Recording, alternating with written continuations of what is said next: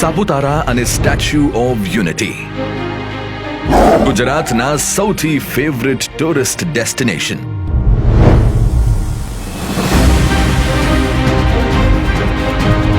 સાથે જ ગુજરાતના આદિજાતિ લોકોને રોજગાર અને આર્થિક વિકાસ સાથે જોડતો માર્ગ પણ.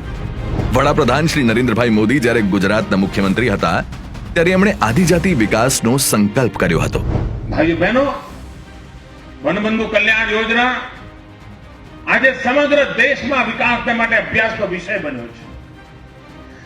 આદિવાસીઓના કલ્યાણ માટે આજ સુધી રૂપિયા તો ઘણા ખર્ચાયા, પરંતુ એની જિંદગીમાં પરિવર્તન ન આવ્યું એની મથામણ બધી સરકારો કરતી હતી, પણ કોઈ સરકારને એનો ઉપાય નહોતો જડતો. આપણને ઉપાય જડ્યો.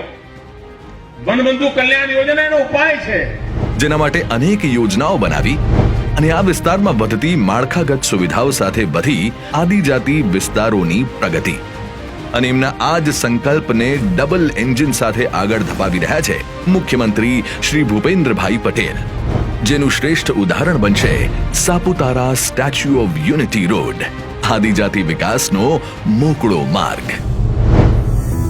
આમ તો આ રોડ ગુજરાતના બંને ટુરિઝમ સ્પોટ્સને એકબીજા સાથે જોડશે, પણ સાથે સાથે એકબીજા સાથે જોડશે 3 જિલ્લાઓને, ત્યાંના લોકોને અને આદિજાતિને જોડશે વિકાસની મુખ્ય ધારા સાથે.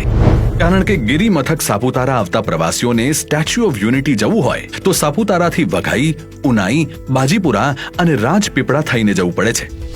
પણ જો સાપુતારાથી શબરીધામ, સોનગઢ, સેરુલા, સાગબારા, દેવમોગરા, ઝરવાણી અને ગોરા થઈને સ્ટેચ્યુ ઓફ યુનિટી સુધી રસ્તો બને તો આ બંને પ્રવાસન સ્થળો વચ્ચેનું અંતર તો ઘટે જ, સાથે પ્રવાસીઓ સાપુતારા સાથે શબરીધામની વિઝિટ કરીને આસ્થાના પ્રતીક સમા દેવમોગરા દર્શન કરીને ઇકો ટુરિઝમ સાઇટ ઝરવાણી ધોધનો લાહવો લઈને વિશ્વની સૌથી ઊંચી પ્રતિમા સ્ટેચ્યુ ઓફ યુનિટી સુધી પહોંચી શકે.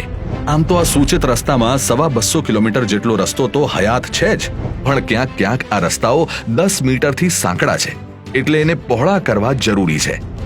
જ્યારે ખૂટતી કડી માટે બીજો લગભગ 14 કિલોમીટર જેટલો રસ્તો બનાવવો પડે એમ છે, જેમાંથી લગભગ 12 કિલોમીટર જેટલો રસ્તો જંગલ વિસ્તારમાંથી પસાર થાય છે. એટલે તબક્કાવાર આ રસ્તાના નિર્માણનું આયોજન કરવામાં આવ્યું, જેના કારણે સાપુતારાથી સ્ટેચ્યુ ઓફ યુનિટીને જોડતો એક વૈકલ્પિક રસ્તો પ્રવાસીઓને મળશે, જે એમનો સમય અને ઈંધણનો ખર્ચ બંને ઘટાડશે અને ડાંગ, તાપી અને નર્મદા જેવા આદિજાતિ વિસ્તારોના પ્રવાસન ઉદ્યોગના વિકાસ સાથે વધારશે આ જિલ્લાઓના નાગરિકો માટે રોજગારીની તકો અને ગુજરાતના આદિજાતિને બમણા વિકાસ તરફ આગળ વધારશે. बिजली, पानी, सड़क, स्वास्थ्य, शिक्षा और हर प्रकार की कनेक्टिविटी, इसके ये प्रोजेक्ट और वो भी विशेष रूप से हमारे आदिवासी क्षेत्र में हो, तब तो वो सुविधा रोजगार के नए अवसरों से जोड़ेंगे.